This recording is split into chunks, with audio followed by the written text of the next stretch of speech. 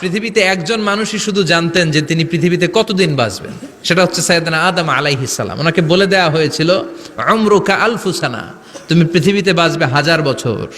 কয় বছর? সাইয়েদনা আদমের সামনে অনেকগুলো রুহু রাখা হলো। সাইয়েদনা আদম বললেন, এরা কারা? আল্লাহ বললেন, এরা হচ্ছে নাসালুক, তোমার বংশধর, পৃথিবীতে তোমার পর এরা পৃথিবীতে আসবে।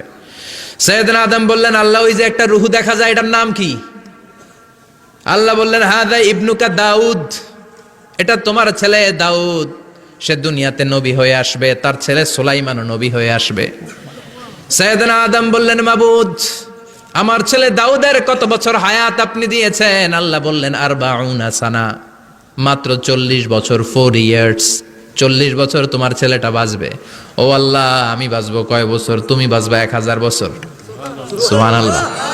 সাইয়েদনা আদম বললেন, মাবুদ, এত ফুটফুটে সুন্দর আমার ছেলে দাউদ, মাত্র 40 বছর দিলেন কেন? জিদ মিন উমরিহি, বাড়ায়া দেন।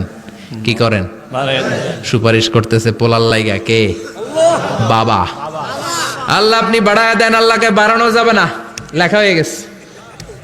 রুফিআতিল আকলাম ওয়া জাফফাতিস সুহুফ, কলম তুলে নেওয়া হয়েছে আর কালি শুকায় গেছে, আর কিছু করা যাবে? সাইয়েদনা আদম বললেন, মাবুদ, আমার 1000 বছর কেন দিলেন? আমার এই সুন্দর ফুটফুটে ছেলেটারে মাত্র শুধুমাত্র 40 বছর কেন দিলেন? ও মাবুদ, আমার 1000 বছরের দরকার নাই, আমার 1000 বছর থেকে 60 বছর আমি আমার ছেলেরে দিয়ে দিলাম। দাউদ আলাইহিস সালাম বাঁচবে 40 বছর, তো বাপ আদম যদি আরো 60 দেয়, 40 আর 60 মিলে কত হয়? 100। ভালো হিসাব বোঝে না, 100। আর আদম আলাইহিস সালাম পেয়েছিলেন 1000 বছর, 60 কমে গেলে রইল কত?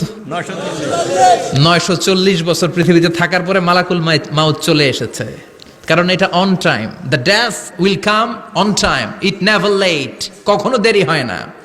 আল্লাহ বললেন, লিকুল্লি উম্মাতিন আজালুন ফাইযা জাআ আজালুহুম লা ইস্তাখিরুনা সাআতান ওয়ালা ইস্তাকদিমুন। মৃত্যুর একটা নির্ধারিত সময় আমি বেঁধে দিয়েছি, অন টাইম, অন টাইমেই চলে আসে, 1 সেকেন্ড আগেও আসবে না, 1 সেকেন্ড পরেও আসবে না।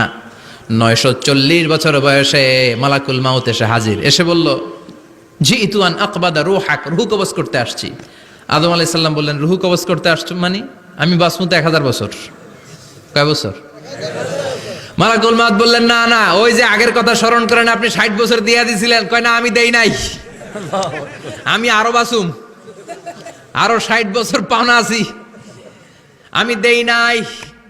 মালাকুল মাউত বললেন, আপনি দিয়েছেন? আদম বলে, দেই নাই। মালাকুল মাউত বলে, আল্লাহ ঘটনা দেখেন, দিয়া কয় দেই নাই। আল্লাহ কয়, থাক, কথা কইস না, আয়া পর। সুবহানাল্লাহ পড়েন। নাসিয়া আদম ফানাসিয়া বানু, ভুলে গেছেন উনি। আমরা ভুলে যাই, আমরা খেয়ে বলছি খাই নাই, নিছিলাম পকেটে, কয় নেই নাই। এরকম ডাকাইত আছে না নাই? নাসিয়া আদম ফানাসিয়া বানু, বিশ্বনবী বললেন, আদম ভুলেছে তো তার সন্তানরাও ভুলে যায়। জাহাদা আদম ফাজাহাদা যুররিয়াতু, আদম অস্বীকার করেছে, তার সন্তানরাও অস্বীকার করে। সেদিন থেকে আল কিতাব ওয়া শুহুদ, মানে লিখে রাখার সিস্টেম আর সাক্ষীর সিস্টেম চালু হয়েছে। সুবহানাল্লাহ পড়েন। সুবহানাল্লাহ। 940 বছর বয়সে মালাকুল মাউত এসে আদম আলাইহিস সালামের রূহ নিতে পারে নাই। উনি 1000 বছর যখন হয়েছে তখন এসে সাইয়েদনা আদম আলাইহিস সালামের রূহ কবজ করেছে। যেই দিন পৃথিবীর প্রথম মানব, প্রথম নবীর রূহ মালাকুল মাউত দুনিয়া এসে কবজ করেছে, ওই দিনটাও ছিল জুমাবার। সুবহানাল্লাহ, আল্লাহু আকবার। আবার বিশ্বনবী বললেন, লা তাকুমুস সাআহ ইল্লা ফি ইয়াউমিল জুমআহ ইযা যুলজিলাতিল আরদু জিলজালাহা ওয়া আখরাজাতিল আরদু আসকালাহা ইযা রুজ্জাতিল আরদু রাজ্জান ওয়া বুসাতিল জিবালু বাসসা। কিয়ামতের দিন পৃথিবীটাকে একটা প্রকম্পন দিয়ে কাঁপিয়ে দিবে কে? আল্লাহ। মারাত্মক একটা ঝাঁকুনি দিবে আল্লাহ, পুরো পৃথিবীটা কেঁপে ভেঙে চুরে খান খান হয়ে যাবে। এই ঝাঁকুনি আর আর্থকোয়েক, ভূমিকম্প এর ঘটনাটা যেদিন ঘটবে ওই দিনটাও হচ্ছে জুমার দিন। চিৎকার করে পড়েন সুবহানাল্লাহ।